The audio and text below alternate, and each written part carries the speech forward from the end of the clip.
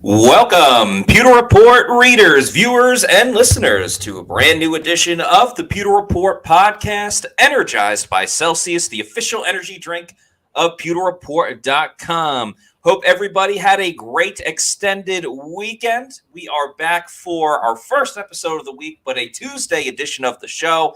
I am back in the saddle as well after my vacation to Italy. Very excited to be back with all the Pewter people as we break down OTA practice number 2 for your Tampa Bay Buccaneers. A lot of great observations from today's show, and we will recap it all. I'm your host, Matt Matera. Joined with me is my fellow colleague from PewterReport.com, Adam Slavon, as Scott is on a little vacation/break at the moment.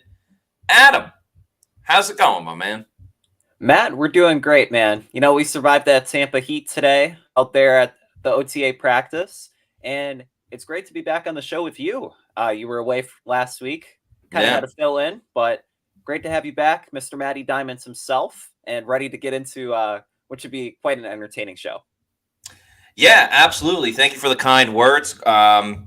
Great week for you as well, interviewing Jason Light on the show, and appreciate you stepping up along with all the Pewter people, and appreciate the kind words from Jeremy Lowe as well, and Flash Gordon. I didn't even know that was an Aerosmith song back in the saddle. So there you go. But yeah, anyway, very, very entertaining day at the Buccaneers facility.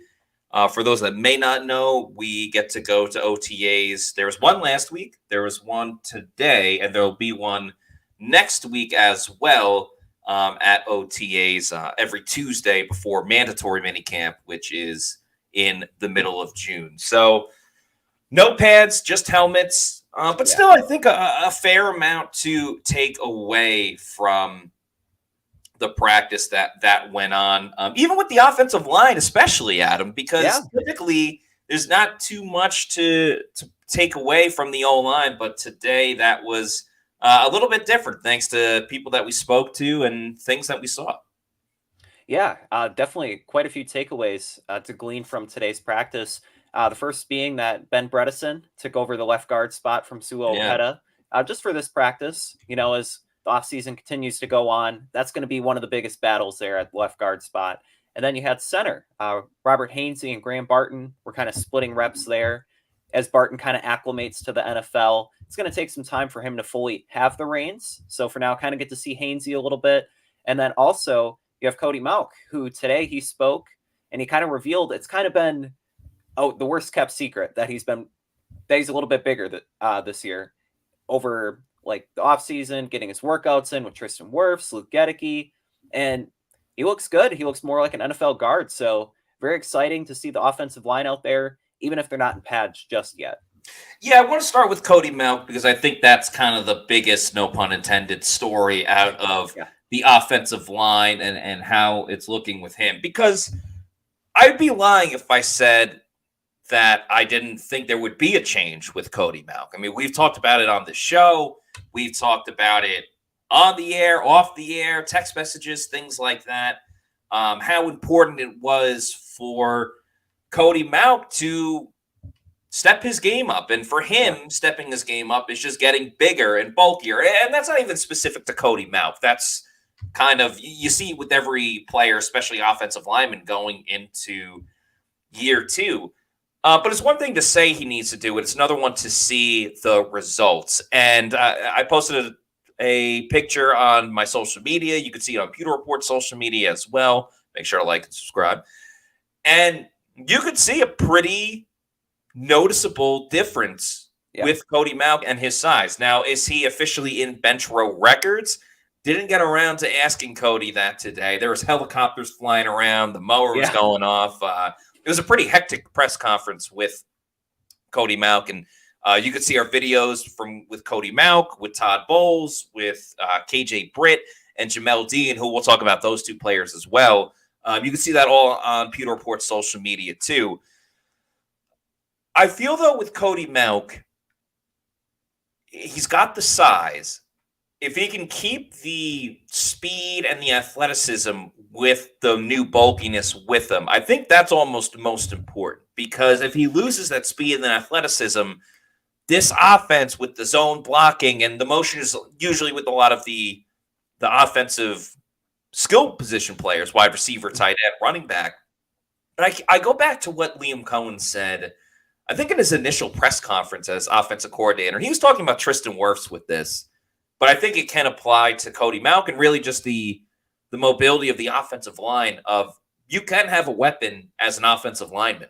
And yes, they're going to do it with Tristan Wirfs, but I think Cody Mauch, if he can take that next step as well, and he's showing it with that size. I mean, what do you say that he put on Adam? I think it was like 12 to 15 pounds. Yeah, so that's a lot of weight. That's a lot more muscle. And I think the other big thing was him talking about how at times, not the whole year, and this is to be expected, his head was spinning at times because new offense, you're in the NFL, things are very different. A calm, cool, collected, relaxed Cody Mauch, I think, is really, really big for the Buccaneers this year. Yeah, definitely. And when you look at like part of the appeal of the Bucs drafting Mauch last year was that athleticism and that zone blocking ability. I mean, you saw it on display at North Dakota State where he's getting to the second level, mulling guys down, and he needs to keep that. While at the same time, slowing the game down, but not slowing down himself, being able to remain athletic and versatile, being able to work on those combo blocks and really allow Rachaad White to get that space, I think is really important, especially with the emphasis on the running game. But for Mauch, he's looked great so far. It'll be really intriguing to see him once the pads come on, just how quick he remains. Yeah, I almost feel bad for offensive and defensive linemen. Just kind of looking at these comments as well, you know, like Matthew Sam says, Kalijah Cansey looks much stronger, and I've heard Vea is much leaner. I feel bad for offensive linemen and defensive linemen because right now it's just, hey, like who's big, who's small, who's made the biggest physical formation with their body, where everyone else it's like, oh, well, you know, Baker's throwing it pretty good. Jalen McMillan made a nice play, like things of that nature, where this is the most that we'll get from the offensive line. Moving on from Cody Mauch, though, kind of the things you mentioned before with Graham Barton and Robert Hainsey, they're kind of splitting center at the moment. Elijah Klein, once again, was at right guard with that second unit. No Tristan Wirfs once again. I know you guys all talked about it on last week's shows while I was out. I'll just put my 2 cents in. The least concerning news of all time with Tristan Wirfs sitting out. Much. I mean, he was in the current episode this offseason he's been in. Like, he was the first guy to greet Graham Barton. There's not going to be an issue there. I also look at this as a great opportunity for Graham Barton, for Elijah Klein, some of the other young guys or new players like OTA and Bredesen, just to get more reps. I mean, even if it's on air or whatever, more reps can never be a bad thing for really anyone, anytime, anywhere. Not just in the NFL, for any sports player, for anything you're doing in your job. I think that's pretty good.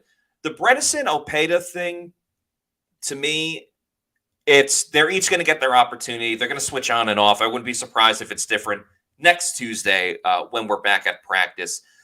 I'm very curious to see what the best combination is. Who finds the best chemistry? Because you know, it could be a situation where Bredesen might be a little bit of the better player, but OTA has better chemistry and communication and things like that. There are more variables and details that I think go into a lot of this. So I think that's interesting to see. Robert Hainsey, I wouldn't say he's throwing me for a loop, but I want to know what his defined role is going to be, because Barton's going to start one way or another. But is that at guard? Is that at center? Obviously, right now we're talking about center. But I don't know if Hainsey should just be relegated to, all right, you're the backup center, and that's about it. Like, I want him to get a shot at guard. I don't know if that's just me, but I think just adding more names into the gauntlet, the battle royal, whatever you want to talk about, is going to be better for this Buccaneers team. And why limit a guy that's been a starter for the last 2 seasons, regardless of the reasons why he was a starter? Why just put him in why just immediately put him on the bench when he could help immediately? That's a great point. And it's to be said, like, Hainsey still has value as an offensive lineman, having started 34 games the past 2 seasons. Like, he knows the offense really well. He's known to be like the smartest guy along the offensive line. And on such a like young group, being able to have that guy that can really hold down the fort, and whether that's at center or left guard, there's still some shuffling that remains to be seen, whether that's Cody Mauch going to left guard or Graham Barton going to left guard. Like, what pieces kind of fall in line and how that affects Hainsey. I know PFF did an article last week mentioning Hainsey as a bounce back candidate. He may not have the chance to bounce back if he's sitting on the bench. So Hainsey's still a good football player, and he's a starting caliber offensive lineman. It just remains to be seen if he will be with the Bucs. Yeah, and I don't mind him as the backup center for Tampa Bay. I'm just saying, like, why not throw him into the mix? And this will be something that is answered when training camp gets here and when the guys are in pads. If Hainsey does get some shake at offensive guard, whether it's on the right or the left side, it looks like Cody Mauch is going to be playing right guard again, which is totally fine. But Hainsey the Bucs spent a lot of time and capital with Robert Hainsey. He's obviously not a first round pick, but he's a guy that's been around, is important as far as chemistry and camaraderie goes. I'm curious as to what his role is going to be, or if his role is somewhat in an odd way kind of already decided. Now, I want to get your opinion on this, Adam. It was brought up a little bit today, talking about Todd Bowles, and he didn't really entertain it because it's not legitimate yet. But there are reports that there's discussions going on with, the NFL, the NFLPA, about kind of changing the offseason programs next season, where instead of having OTAs and mandatory minicamp coming up, and then there's a 6-week break, and then you get the training camp, there are thoughts about just having the break right away, starting, and I'll put in quotations, training camp in mid to late June, but the first, really month of it, first 3 to 4 weeks of it would just pretty much be OTAs. And it's a little bit more of an immediate ramp up to training camp versus the 6 weeks off. So you got guys going kind of all together. What are your thoughts about that? I can kind of see it going both ways. I like the aspect of the 6-week break because it gives guys like the time to recover and unwind after like a grueling season, as compared to just being thrown right back into it again. But at the same time, like getting the training camp a month early and then really getting into that football mindset, I think has a lot of value as well. So it'll be interesting to see what direction the NFL and the NFLPA go with it. But when you look at it, I think an early training camp is really advantageous. And then because it gives you the opportunity to really install the offense and then still have a couple months before the preseason and then the regular season. So what are your thoughts? So I look at this in 2 ways. I look at it at a couple angles, actually. So I think there are a number of players that will actually like the idea of once I'm in it, it's go, go, go, go, go. Yeah. I think there's also another contingency of players that do enjoy kind of working out on their own or with their own personal trainers and kind of going about it their own way. I think Mike Evans is kind of a good example of that. Mike's in shape. He's ready to go all the time, every single year. This isn't questioning anything that Mike Evans does. He trains a ton in his home place in Galveston, Texas. He's got a trainer over there. You'll see it on his social media and stuff, so I'm not revealing any new information. Mike wasn't at OTAs yesterday. He wasn't there today. He wasn't there last week. I don't think he was there at all the year before either. No. And that's fine. Like, that's what Mike wants to do. Mike shows up and delivers. I don't need to really address that more than I can. So I do think sometimes changing routines and adjustments could affect players. Do I think it would affect someone like Mike Evans? No, absolutely not. But I'm looking at the entirety of the NFL. Overall, I think it's better to kind of move it to start in June and you're just going the whole time. I think fans will kind of like that more because it's just in your face football from June until really the Super Bowl, which is great. Now, selfishly, as a reporter, I kind of like the little break because you can take care of different things, go on vacations. The players like that too. The players like that too. So I think from a physical football standpoint, it's probably better to move to just start everything in June and let it go for the rest of the summer. But I kind of think from like a mental peace of mind standpoint, it's probably better to keep it with what they have at the moment. And Todd Bowles was asked about it today, and he's like, I can't really be bothered by this. Like, it's not a thing yet. When it becomes a thing, I'll worry about it. The NFL, PA, and the NFL owners, they talk about hundreds of different things every single year. So, yeah, story at the moment. Will it necessarily change? I don't necessarily know. Part of me kind of likes the way it is, but I think if you want your team to be better, I think it's better to move it. If you want your team to have a peace of mind, which is also very beneficial, you should probably keep it the same. But that's what it is right now at the moment. And what we're about to do in this moment, we didn't forget about it, ladies and gentlemen. It might be a Tuesday, but it is the first Pewter Report podcast of the week because we are off for Memorial Day. And, of course, we'd be remiss if we didn't mention how much we appreciate and love all the people in the armed forces that gave their life for our freedoms. But with no show yesterday, we're going to start today. Now that it's 4:22, a little bit late, but it's time for some roll call.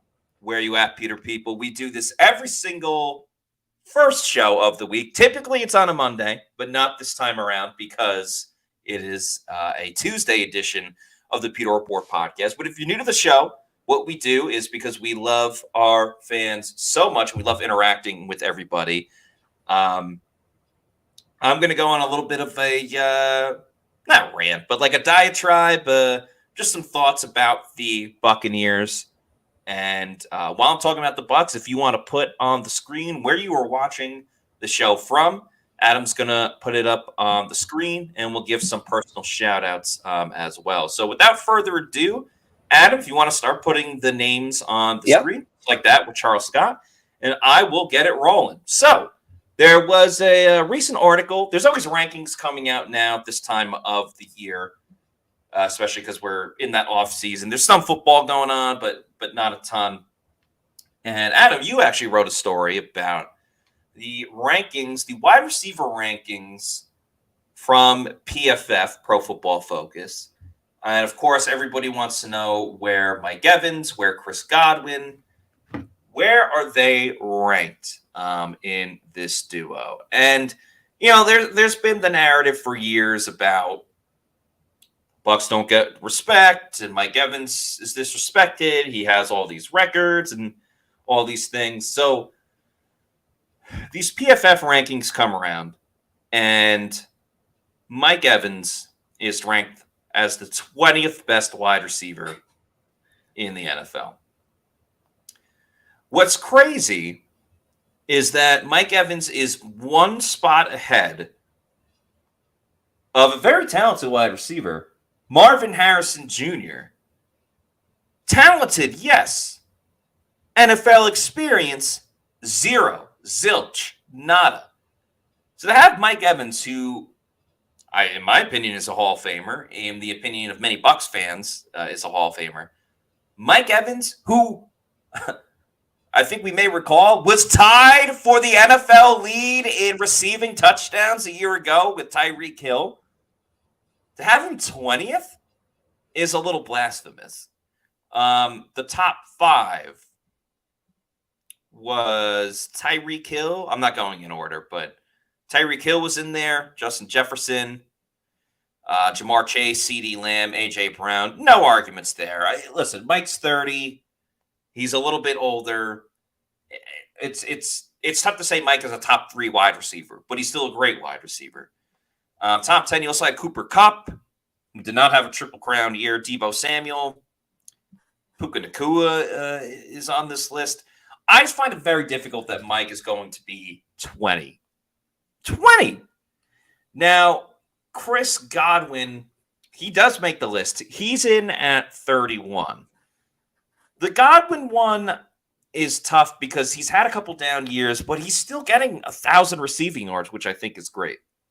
The Godwin one doesn't bother me as much because more than anything else, he's going to have an opportunity to kind of right a lot of the wrongs from this list and from this ranking and everything of that nature. So I know Chris Godwin doesn't care about this list because he's always been a team first guy. He was there today.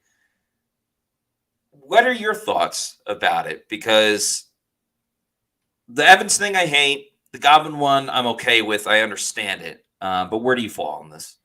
Yeah, so like I kind of wrote in the article, Evans being 20th is ridiculous. I think he should definitely be between like 10 and 12. I could definitely see, especially when you look at guys like Cooper Kupp, who hasn't had a 1,000-yard season since his Triple Crown year in 2021. Deebo Samuel's had one 1,000-yard season in his 5 years in the league, and he kind of cameos at both wide receiver and running back. Mike Evans consistently, year in and year out, is a 1,000-yard season. He had 13 touchdowns last year, which tied Tyreek Hill for the league lead. He, like, without a doubt, until he falls off, he needs to be up there. At 20th is ridiculous. And then you look at Marvin Harrison Jr., a guy who hasn't suited up yet, being 21st. What are you basing that off of? When you have Mike Evans, you have 10 years of production. So I think that, again, it's the Bucs being disrespected. Chris Godwin being 31st, though, for being a number 2 wide receiver, still being one of the top 32 wide receivers in football. Yeah, I kind of like the ranking. I think it's fair. Could he be a couple spots higher? Sure. He could also be a couple spots lower. I think if he has a good season where he really finds the end zone and Liam Cohen really involves him in the offense, I think he could get within maybe that 25, 30 range, but I don't mind it. But Mike Evans, again, come on, give him his flowers. They better. I mean, this isn't a threat or anything like that, but I don't know what else I don't know what else he has. Like, just Mike Evans have to get a Triple Crown to get it done. If they were going to give a Triple Crown, it's a horse racing thing, but Triple Crown for great flavors over and over and over again for energy drinks, Celsius would be the one to win that. Of course, Celsius is the official energy drink of the Pewter Report podcast. So many great flavors, including their Vibe flavors, the Cosmic, Astro Galaxy, Arctic is my personal favorite. So tons and tons of fantastic and delicious flavors of Celsius. No sugar. Great way to start your day with Celsius.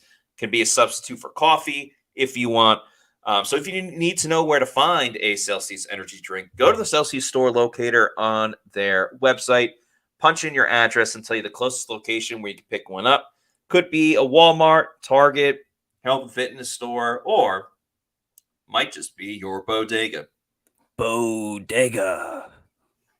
And once you keep going to your bodega, you know you love Celsius and you want more, you want to buy it in bulk, you can buy it in bulk. Go over to Amazon, click on the subscribe and save, and have it sent to your place of residence whenever you want. Could be a week, month, quarterly, yearly. Just go over to Amazon Prime, get that variety pack. That's variety, spice of life.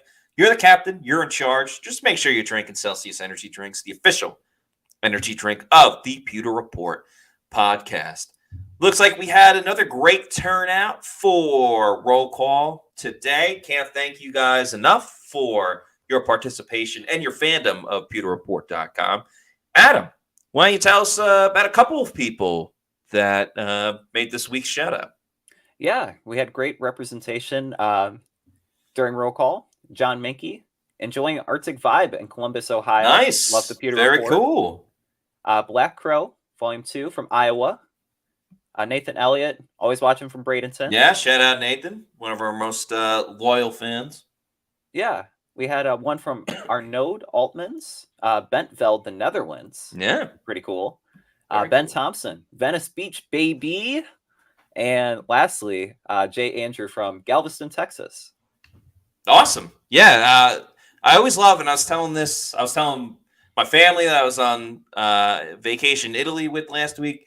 I said one of the coolest things about Pewter Report is that we got fans from all over. Yes, we got fans in Tampa, which is great, the state of Florida, but we got people all around the U.S. and we got people out of the country as well. I was trying to spread some more Pewter Report fandom in Italy, so we'll see if we get some Italian fans over there. There we go.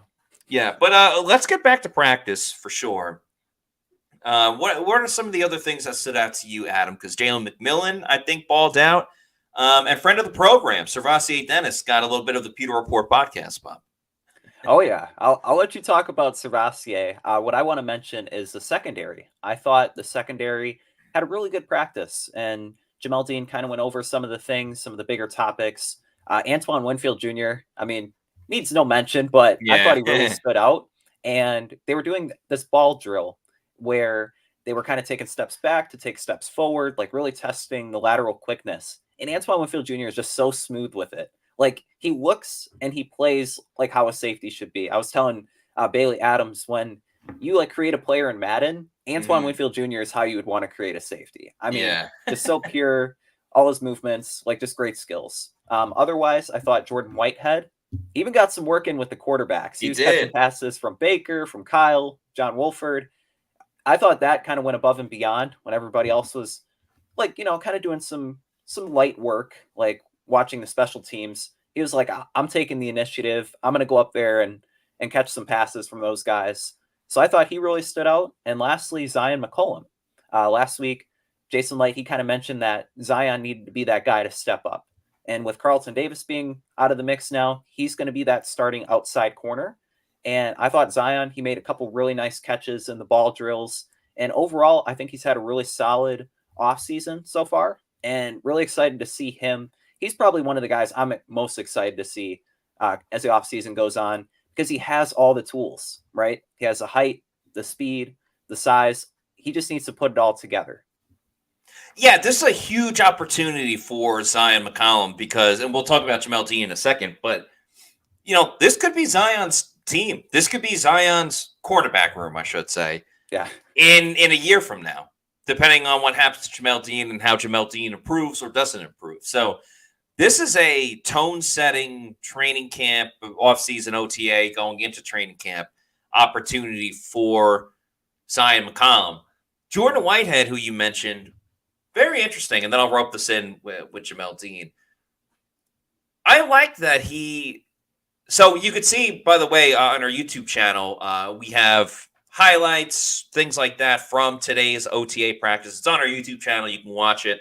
Bucs warming up, going through drills, a bunch of different stuff. And there's a good amount of Jordan Whitehead. And Whitehead, while special teams was going on, Jordan Whitehead's not going to be on, you know, punt return, punt coverage, that type of stuff. So after like warm-ups and stretching and all that stuff, it's a lot of special teams work. So, you know, like Chris Godwin just goes and makes catches and things like that.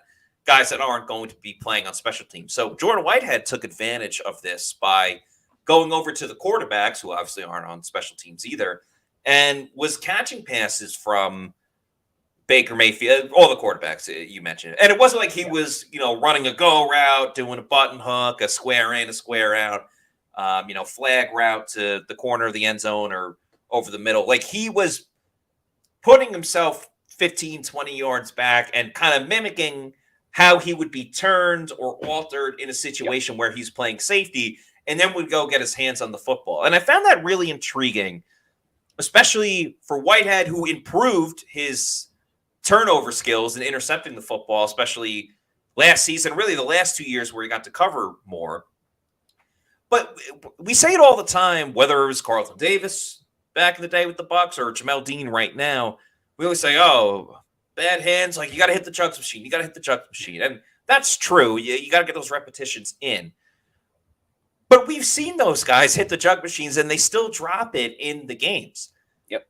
So I wonder, and I asked Jamal Dean this as well. He didn't really address it a ton, but I wonder if there's like other ways for defensive backs to kind of get that muscle memory and improve on ways to catch the football rather than either you're in coverage in practice and the quarterback like blatantly throws an interceptable ball so you can build your confidence up, which I don't know how much that helps if the Right. quarterback is kind of faking it that way.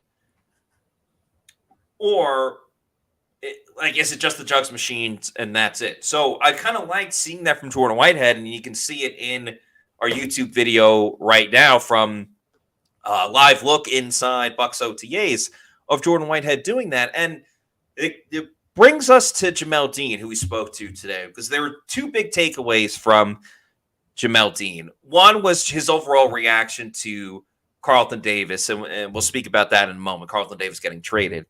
But the lack of turnovers is like this gray cloud over Jamal Dean's head. And he's fun, outgoing, all this stuff. But he talked about, great interview. He talked about how Kevin Ross is texting him in the offseason, you got to catch the ball more. And he would be like, I know, I dropped 5 interceptions last year. I'm sorry. Yeah. And it's funny now. His responses are great. Don't get me wrong. I'm a big fan of Jamal Dean, the person. I like him as a corner if he could intercept the football a little bit more. But then he said, too, I don't know if he just didn't know where Jordan Whitehead was on the field at the time, but he said, I want to work with the quarterbacks to take the ball away more. And he said, but it's like one of those things where you show up at the party and then everyone decides to leave. I highly doubt the Bucs quarterbacks and wide receivers are like, nah, get out of here, Jamal Dean. Yeah, right. I'm curious if next week, I would love to see Dean with Jordan Whitehead kind of doing those little alternate angles and routes and stuff and things like that, because it's one thing to work on the jugs machine, but a live ball thrown from a quarterback is going to be different. It's not always going to be perfectly accurate right at the numbers. It's going to be high, it's going to be low, going to be left, and it's going to be right. So I liked what Jamal Dean had to say today, but he's got to show it, because it's been a lot of talk right now and no walking the walk. Yeah, I agree. And it was kind of cool to see after practice some of the guys working on the machines. You mentioned different ways to, besides just the jugs machine, I saw a couple guys throwing around a tennis ball and kind of practicing reading where it's going and catching it with one hand and different things of that nature. But with Jamal Dean, he really needs to make a scene this year, because there were opportunities last year when he dropped interceptions. The Lions game really stands out when he had the opportunity to catch one and really change momentum of the game, and he dropped it. It's that's inexcusable. And at the end of the day, that's going to cost the Bucs winning some ball games. So for Jamal Dean to get that 4-year, $52 million contract, he really needs to start playing up to that value if he wants to remain in Tampa Bay, or he very well could find himself like Carlton Davis when you look at it maybe next year when the team wants to continue getting younger. They see Zion maybe stepping up into that number 1 role. And then you have guys kind of waiting in the wings, whether that's Izzy, Tyke Smith, guys that can still contribute in the secondary. It's Dean needs to really play up to that contract and start making those kinds of plays that really expect of him. Because Todd Bowles, he mentioned today, the step from good to great begins with getting on the field. Mm-hmm. And first off, Dean needs to play a full slate of games, because he really struggled with injuries last year. And I feel that kind of affected his ability to be consistent and understand his assignments week in and week out. But again, really, Dean just needs to step up. Yeah, you're totally right. And I was very intrigued to see what Jamal Dean had to say about Carlton Davis, because that news happened a little while ago, and I'm sure some people will say, oh, this already happened. Why are you talking about it? But I think everyone has to understand, too, Carlton and Jamal are very, very close. They were teammates at Auburn for 3 years. I think they were roommates at one of those high school all-star game type of thing. I think you're right, yeah. They were roommates then. Then they were teammates at Auburn for 3 seasons. They would have been teammates at Auburn for 4 seasons, but Carlton went to the NFL a year early. So they spent all this time together. Then you go to the NFL. They had 1 year apart, and then they're back on the same team together in the NFL. Won a Super Bowl together. Started as the starting corners on a Super Bowl winning defense. They had been there for 5 or 6 years. It's got to feel a little weird not having Carlton Davis there. And I get it. The 2 corners aren't necessarily working as in tandem as a corner and a safety and things of that nature. But the quarterback room was always Carlton and Jamel, or Jamel and Carlton, however you want to look at it, it had to be a little bit odd just kind of being the guy now without Carlton Davis there. He's the elder statesman. So it was interesting to get his kind of perspective on it. Where was he when he found out? He said he just kind of watched the news and was like, what? But it was a good reminder that it is a business. But I don't think it'll like affect him on the field in practice or game to game. But I don't know. It's just I could see how that could be very odd given their relationship and their friendship. Yeah, especially when it's like going on a decade. Like you mentioned the 3 years, like the 5 years in Tampa. It really is like he lost his buddy, like he mentioned today. And like the meetings with Todd Bowles or with Kevin Ross, it'll be a little different without like Carlton next to him. So I don't think it'll affect his play on the field, like you said, but he really needs to embrace the big brother role that he also has in the secondary as well. No doubt about it. So hopefully for the Bucs, a big season ahead for Jamal Dean. We got a super chat to get to. Thank you to Scotty J for this $1.99 super chat. Remember, if you super chat us, doesn't matter what the topic is, we are happy to get into it. And of course, you get to cut the line. We got a lot of great commenters, but super chats get first priority. So thanks to Scotty J, who says, no respect. Our wide receiver corps is the best in the NFC. This is going back to our conversation about Mike Evans and Chris Godwin. The whole group, I don't know necessarily because it's very young after Mike and Chris. But if you want to talk about like your top two targets, I think it's the best in the NFC South for sure. I mean, I know Atlanta has the weapons, but they're a little more spread out positional wise than I would say wide receiver. Like I would take Mike and Chris over Drake London.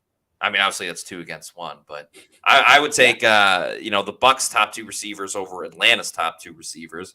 Certainly with New Orleans, and I do like Chris Olave, but it doesn't even come close. And then obviously the Panthers are the Panthers.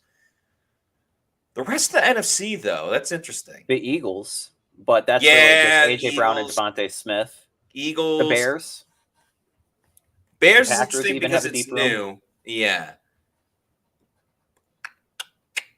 Cowboys is kind of like, Is it? I guess the better question is it in the top 5? Because I don't. It's definitely the best in the NFC South. Is the Bucs' top 2 wide receivers? Is it in the top 5? Because I think you make a great point. The Rams, 49ers with Ayuk and Debo. Yeah, the 49ers. I think it might be like 6 or 7. I would still put Mike and Chris above Green Bay, even though obviously there's a lot to like about Green Bay's receivers. It's a good call, though. It's a good discussion to have for sure. Let's get back to the defense real quick, and then we'll stick with wide receivers because we got to give a shout out to SirVocea Dennis. He had a heck of a practice. He is back at it again. If people remember last year, it started at Bucs rookie minicamp when SirVocea Dennis and Kalijah Cansey, all these guys are rookies a season ago. He was making some interceptions then. Then it moved to OTAs. He had a couple of interceptions in that. Then he came back to earth and had a regular training camp after he came back from injury. He was dealing with some injuries last year. But SirVocea Dennis showing once again that he can be a cover linebacker for the Buccaneers. Had 2 plays in a row. Came very close to interception that, he kind of had to move really in different directions and make an adjustment. Didn't come down with it. Very close. And this is with Baker Mayfield at quarterback. We're not talking about Kyle Trask or John Wolford. The very next play, and this is not on Baker, so we can table that argument right now. Short pass to Rakim Jarrett. Jarrett just couldn't hold on to it. The ball's bobbled. Looks like it's going to hit the ground, and then whoop, diving out of nowhere, making the play. SirVocea Dennis, after a pass breakup, the play before, immediately the next play, and this is on 7-on-7s, by the way. SirVocea Dennis comes in, makes the interception, splash play. We saw it a ton last offseason at this time, starting it again this time around. And we've talked about his football IQ in coverage. He said a great thing on the Pewter Report podcast when he joined us, saying he was able to identify specific things against the Indianapolis Colts in that game when he got a lot of playing time because of injuries and things of that nature. The Bucs may find themselves in a situation where SirVocea Dennis is going to be the cover guy. And maybe that's because KJ Britt, if he struggles in coverage, you have SirVocea Dennis right there. But if he takes the ball away in training camp, I'm not saying OTAs. Yeah. If he can make some big plays in a preseason game, in a couple of training camp practices, Bucs are going to have a lot of joint training camp practices this year with Miami and Jacksonville. He could be your top cover linebacker after Lavonte David, of course. But SirVocea, he's making some plays, man. He is. And I know you know the song Forgot About Dre, but you also can't forget about SirVocea either. Yeah, exactly. He's been out there really making plays, and really intriguing to see him like in game action, like just being able to step up. I think that'll be huge for him. And I know Todd Bowles kind of mentioned today with KJ Britt, he sees him as a 3-down linebacker. Yeah. But SirVocea Dennis could really work himself into the mix if he can showcase those playmaking abilities like in the months ahead. If he can have that play in the preseason where you're like, man, the Bucs have a linebacker. So I think SirVocea still has a lot of potential. And right now being that third linebacker, but also becoming much more than that. Sure, because again, we've said it before, like Lavonte David, we don't know how much longer he's going to play. If SirVocea steps it up, even if he's not a starter, but he's like a very solid, formidable backup, then you feel good about the Bucs going into the following year. I like what you said at the Bucs facility today, talking about a splash of SirVocea, which would be nice. Another way you can make a big splash is by doing a cannonball in a pool, maybe the pool that's on the Tampa Bay Buccaneers cruise coming up in March. We're on the Bucs cruise. Of course we're playing pool volleyball.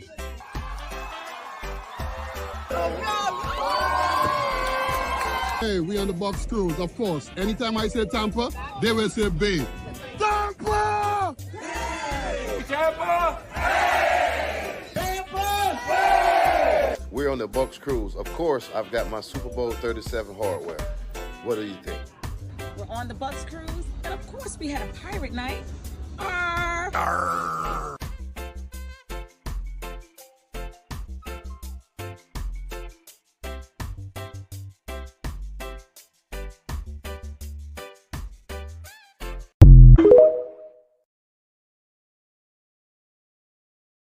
That's right, folks. Join the fun with hundreds of Bucs fans on the 3rd annual Tampa Bay Bucs cruise, which sets sail on March 7th through the 10th in 2025 on the beautiful Celebrity Silhouette ship. This is a 3-night cruise that begins in Fort Lauderdale and visits Key West and the Bahamas, Bimini, Bahamas. Last year's cruise had Yaya Diaby, Rashad White, Luke Gedeke, Kate Otten, Jamal Dean, and many more, including Super Bowl 37 MVP Dexter Jackson, Hall of Famer Warren Sapp, Gene Deckerhoff, and like I said, many others. This year, there's expected to be a special guest appearance by Derek Brooks.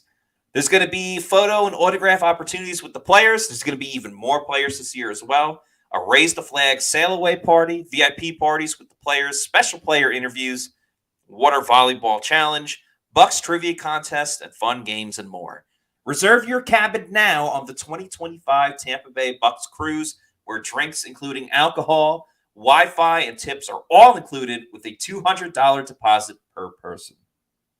That is refundable until August 16th. So you still got a couple of months left, but better to do it sooner rather than later. Visit TampaBayBucsCruise.com. That's TampaBayBucsCruise.com, or call 1-800-975-7112. That's 1-800-975-7112. If that wasn't a selling point enough, Pewter Report will be there as well, and we will be doing a Pewter Report podcast live from the cruise. So come hang with the Bucs players, Bucs legends, and Pewter Report. And it should be a great time. So make sure you check that out and get those deposits in. Other big thing from practice today, Jalen McMillan. Yeah. Showing some skills. Again, with Baker Mayfield throwing the football, McMillan went all the way down the field just to go route. But I was more impressed, and he jumped up, made the catch. Nicely done. Good throw from Baker. Better execution from Jalen McMillan. But what I was most impressed about was he wasn't just going against like a fifth stringer or a sixth stringer. It was Bryce Hall. Yeah. Bryce Hall, who Kevin Ross, Bucs cornerback coach, views as a starter on this team. Jalen McMillan got the better of Bryce Hall. Now, in 2 or 3 months from now, when it gets close to the season, is anyone necessarily going to care that Bryce Hall lost on 1 rep? Not necessarily, but I think this means a lot more for Jalen McMillan than it does for Bryce Hall. Showed a leaping ability, able to go up and get it. And Bryce Hall has made some plays in this league. I thought that was a great step for Jalen McMillan. Yeah, definitely. And quite the confidence booster, too. But I have to say, like last year with Trey Palmer beating Sauce Gardner, now it's McMillan beating Bryce Hall, the Jets cornerbacks, former Jets cornerback, just getting beat there. But with McMillan, really like him. And it kind of goes with Scotty J's comment here. I like it. When he talks about McMillan, I know he hasn't played, but he will be legit. Palmer will be the 4, kind of going back to like talking about the best wide receiver rooms in the NFC.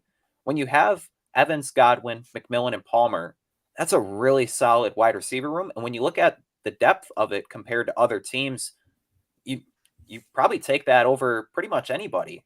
Maybe besides the Bears, because I know they got like the 3 now. But it's a really promising room. And I think McMillan, he really elevates the ceiling of it if he can be that third guy that the Bucs offense has really kind of lacked since Antonio Brown during like the Super Bowl winning season, like just having that other dynamic weapon. Yeah, I don't want to put all of my stock in Jalen McMillan. He made a great play, because I've been burned by that before with other wide receivers. Jalen McMillan is off to a good start, but until the pads come on, until it's the dog days of summer in middle of August, maybe one preseason game under the belt, I can't sit here and be like, Jalen McMillan's going to be a star. In years past, I probably would have, but I just can't do that right now. He's doing very well, and we'll see what comes with it. I'm very excited for Jalen McMillan. We got a super chat from Meets McGee talking about another rookie on the offense. Thanks to Meets McGee for this $5 super chat, who says, heard one of Bucky's negatives, talking about Bucky Irving, of course. Negatives was his pass blocking. Wasn't that one of Sean Tucker's issues? Glad you're back, Matty Diamonds. Thank you for the kind words, Meets McGee, and of course for that super chat. Pass blocking was a little bit of the issue for Sean Tucker, but just kind of intel we've gathered and looking at it and watching as well.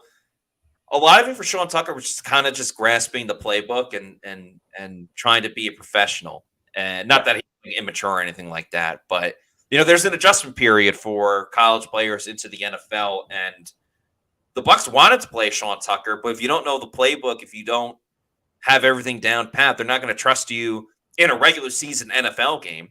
And yeah, pass blocking comes with that. If you go to the wrong side and the blitzer comes from the opposite end and your quarterback is done so, that falls on the running back. Bucky Irving, I'm not 100% sure about his overall pass blocking, good, bad, everything else in between, but he's going to get coached up, and he's also brings more as a runner than Sean Tucker does, so he's going to get those opportunities. And the cool thing for Bucky Irving, or I guess the Bucs more than anything else, is you have Chase Edmonds as that insurance policy of a guy that you can trust on third downs in passing situations if they need to use him to be that passing down back. But at the same time, so can Rachaad White. Rachaad White obviously was way more effective as a receiver than he was as a running back. So Bucky's going to get his touches. He's going to get opportunities. He'll need to prove it as a pass blocker for sure. And obviously that's where the height thing kind of, comes in, and why that was a concern for him. But the Bucs will have options at running back. I actually feel better about it now than I did, I would say, weeks ago, even months ago. And I think they'll be all right.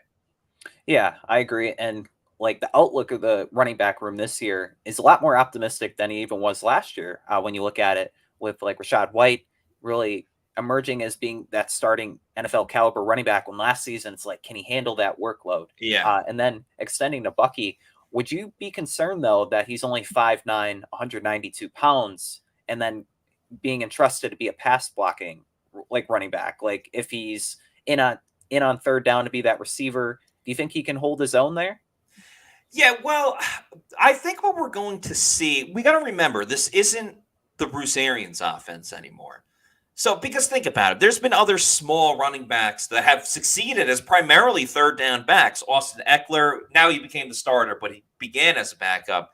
And Darren Sproles are kind of two, ironically, they both played for the Chargers. But, those were smaller guys that really made their bread and butter as receiving running backs. I'm not saying Bucky Irving is way more than that. He is a running back, a runner as well. But I can see the Liam Cohen offense doing things differently where they're not going to just have Bucky Irving stand back and block as players get deep down the field. If you want to blitz a guy to his side, they might just slip out Bucky Irving and say, oh, all right, well, you don't need to hold a block if we're just going to get you the ball right away and you have that open field.